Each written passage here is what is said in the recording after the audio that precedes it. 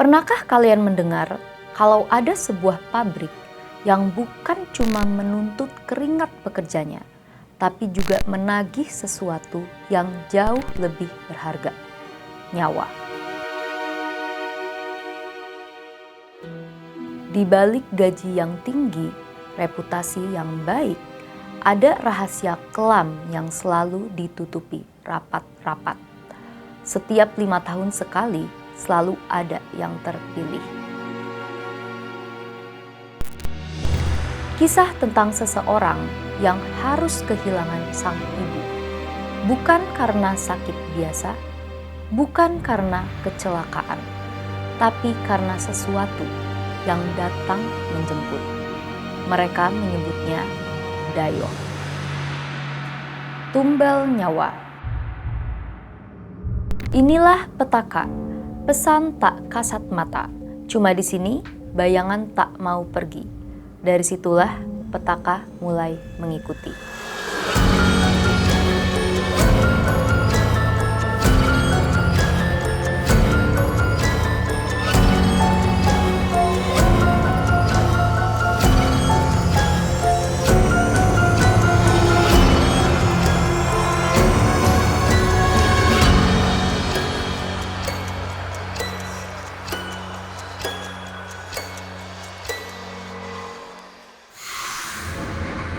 Setor nyawa. Cerita ini datang dari seseorang yang harus kehilangan ibunya karena kejadian janggal. Sang ibu bekerja di sebuah pabrik yang siapa sangka merenggut nyawa sang ibu. Tempat yang menuntut nyawa sebagai bayaran dari setiap upah. Cerita ini bukan cuma soal pekerjaan berat, tapi tentang sebuah rahasia gelap. Kisah ini gue ceritakan ulang berdasarkan kejadian yang dialami oleh Susi. Bukan nama sebenarnya. Gini kejadiannya. Ada seorang perempuan bernama Mbak Susi. Ia memiliki seorang ibu yang pernah bekerja di sebuah pabrik garmen. Sebut saja pabrik selembut. Pabrik yang disamakan nama aslinya. Pabrik ini dikenal dengan reputasinya yang sangat baik. Dari produksi yang lancar, gaji yang tinggi, dan jarang terdengar ada karyawan yang resign.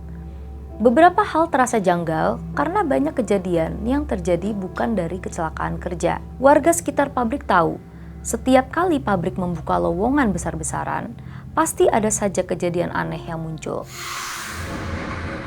Kenapa harus ibuku? Di sini gue akan menceritakan dari sudut pandang Susi. Di awal ibu masuk kerja, aku merasa seperti biasa saja. Gak ada yang aneh. Semua berjalan dengan normal. Tapi setelah berjalan 2 tahun kerja, ibu jadi aneh tingkahnya. Ia sering sakit-sakitan, sering menjahit baju tengah malam.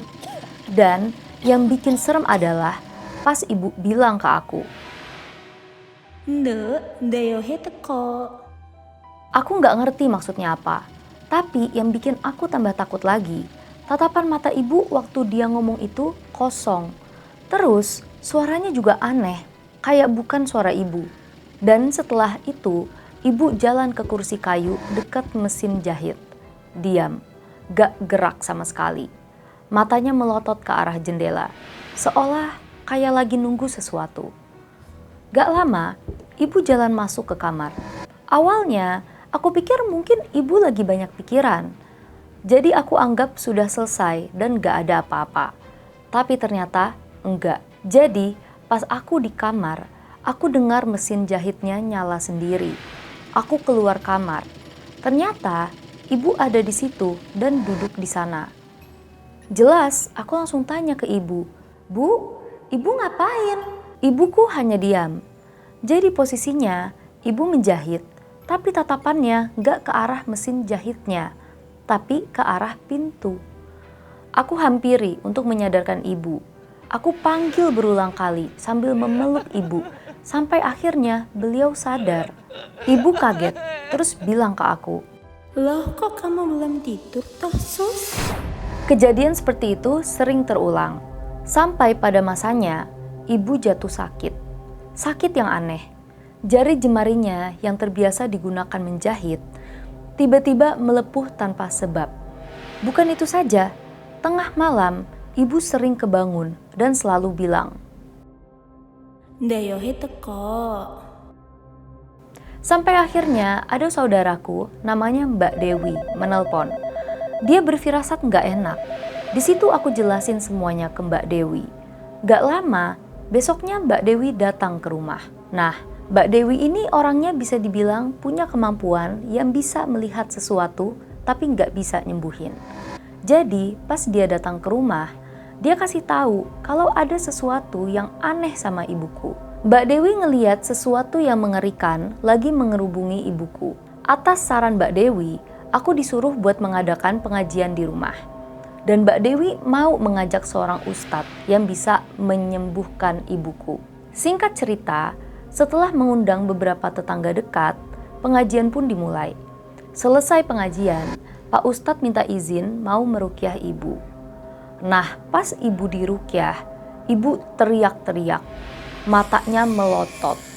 Ibu merancu sambil bilang, Dayohera trimo, lungo kabeh lungo. habis itu, ibu pingsan. Di situ, Pak Ustadz ngasih tahu ke aku sama ke Mbak Dewi kalau ternyata ada yang mencoba berbuat jahat ke ibuku. Singkat cerita, setelah malam itu, keadaan ibuku sempat membaik. Meskipun masih lemas, tapi dia udah nggak ngomong yang aneh lagi dan tidurnya mulai tenang. Aku sempat punya harapan besar kalau semuanya akan berakhir, tapi ternyata aku salah besar. Teror malam Jumat. 3 hari kemudian, tepat malam Jumat, sekitar jam 1 dini hari, semuanya kembali terjadi.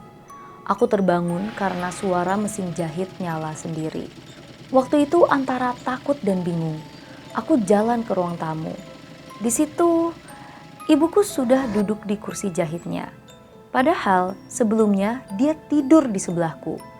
Yang aku lihat, tangannya menjahit, tapi tidak ada yang dijahit. Benar-benar kosong, hanya gerakan jarum naik turun. Bu, dia diam. Terus tiba-tiba dia ngomong, suaranya pelan dan berat. Dayohe delok meneh teko sus. Aku mundur perlahan, jantungku berdegup gak karuan. Baru mau balik badan lari ke kamar, tiba-tiba suara jahitannya berhenti. Ibu berdiri, mukanya datar.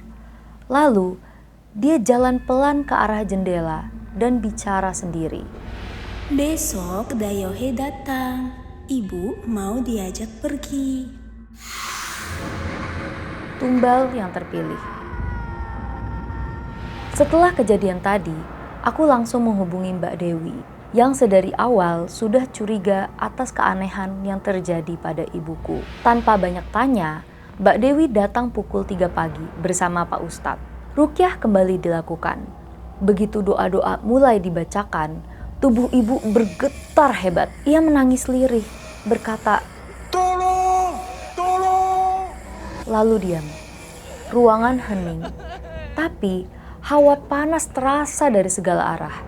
Pak Ustadz tetap melanjutkan baca doa. Tiba-tiba ibuku tersedak, suaranya seperti orang tercekik. Dan saat itu, entah bagaimana, aku bisa melihat hal yang bahkan sulit aku percaya. Makhluk hitam dengan mata merah menyala sedang mencekik leher ibuku. Aku panik, sulit untuk berpikir jernih sampai mohon pada Pak Ustadz agar menghentikan doanya. Takut makhluk itu membunuh ibu, tapi justru bacaan doa Pak Ustadz semakin keras hingga asap putih keluar dari tubuh ibu, seperti terbakar dari dalam. Ibu menjerit tanpa suara. Lalu sosok makhluk misterius tadi menghilang. Tapi bersama dengan itu, ibuku berhenti bernapas. Ia pergi untuk selama-lamanya. Ternyata bukan hanya ibuku, setiap 5 tahun sekali selalu ada pekerja lama yang dipilih. Orang-orang rajin, tidak neko-neko, dan katanya punya weton yang cocok. Pabrik tempat ibu bekerja memang berdiri di atas tanah pesugihan. Korban-korban dijadikan tumbal agar produksi dan keuntungan tidak pernah berhenti. Dan sosok tersebut disebut Dayoh.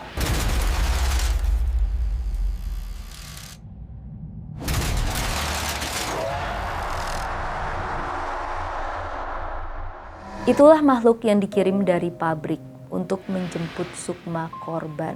Aku dan Mbak Dewi mencari tahu dari mantan pekerja lain. Semua cerita sama, ada yang sakit, kerasukan, atau meninggal mendadak. Selalu dalam siklus 5 tahunan. Sampai sekarang, pabrik itu masih berdiri, masih buka lowongan kerja. Bahkan kadang rekrut besar-besaran. Orang-orang desa tahu, tapi memilih untuk diam. Karena sebagian dari warga masih punya keluarga yang bekerja di sana. Dari semuanya, aku sadar satu hal. Di pabrik ini, setiap upah yang dibayar harus diganti dengan potongan nyawa. Di balik setiap keberuntungan yang tiba-tiba, kadang ada harga yang tak terlihat. Harga itu bukan emas, bukan uang, melainkan jiwa. Dan jiwa yang dijadikan tumbal akan terus menagih balasannya.